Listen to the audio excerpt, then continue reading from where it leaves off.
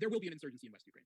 Just like if the Maidan had gone the other way, there still would have been a civil war in Ukraine, but it would have been fought in West Ukraine. That is essentially what will happen now. I don't even know if the Russian military will go into West Ukraine, because while in East Ukraine, there are hopes that some 60% of the 60-70% of the population will either support the Russian troops or be apathetic about their presence. To be said, 30% opposed is still a lot when you're talking an insurgency. But in West Ukraine, it would be like 93% opposed. It would be toxic to go there. I don't know what they're going to do with West Ukraine. I hope they have a better plan, because I can't really imagine one. They could attempt to partition the country, which might actually be the best thing for Eastern Ukrainians. The way Germany was partitioned in the first Cold War, because we are in a new Cold War now. You understand relations are not going to go back. We are looking at a great decoupling. Yes, but the US and Europe are going to flood Western Ukraine with weapons, and Russia and Eastern Ukrainians, once they're re-elevated, re-empowered, from the way they've been repressed for the last few years, and Eastern Ukrainian politicians, possibly even Yanukovych, although I'm not sure that would be a good idea, are put in as a transition government to restore constitutional order. They'll have to deal with that as well. And I think you're looking at a forever war in Ukraine, of civil conflict, of proxy conflict. I don't think it's going to go away in our lifetimes. I guess I wasn't expecting to come to you for an optimistic view, but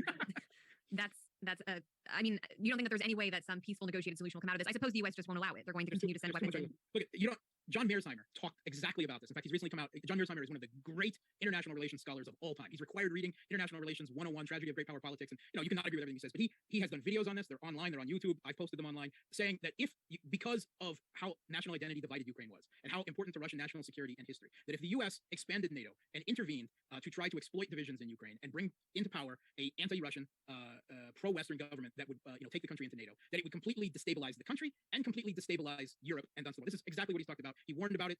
George Kennan, the architect of containment against the Soviet Union, said the same thing. U.S. Ambassador to Russia, John Matlock, said the exact same thing. I posted them on my page, but you can find them also online. And it is exactly what has happened. You have these post-Soviet countries that have mixed populations left over from the Soviet Union, with very different ethnicities, religions, and conceptions of national identity. You try to exploit those divisions to bring to power anti-Russian governments from what had been neutral countries. And remember, Ukraine was neutral up until 2014. Right? The Ukrainian presidents, corrupt as they were, beholden to the oligarchs, they tried to maintain the internal and external balance between East and West in Ukraine.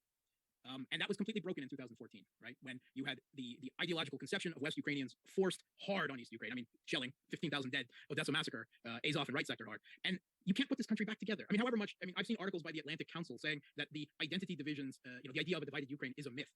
I mean, it's just absolutely absurd. It's unscholarly. It has no relation to reality at all. I was doing work in the London School of Economics, doing a crisis scenario for NATO, for the NATO Council, dealing with the civil war in Ukraine back in 2010, because everyone saw this coming. In Ukraine, there were science fiction conventions about the future civil war in Ukraine. Wow. And that's what the U.S. stepped into, poured gasoline and money and weapons and fire on. You can't put this back together. There's too many. The best hope was the Minsk Accords, which was a Bosnia-Herzegovina, type solution.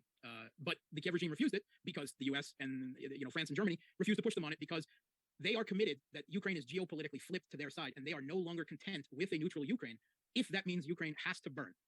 If that means they have to kill each other, and they'll fight Russia down to the last Ukrainian conscript, West Ukrainian, ultra-nationalist that they can throw at them. And they're doing it right now by continuing to flood the country with weapons. And it's not just the Americans anymore. The Swedish are doing it, right? The Finns. The U.S. has levered its powers against Europe. They have levered its massive economic power because they obviously have complete control of every corporation in the United States working in symbiosis to put the sanctions that they have on Russia.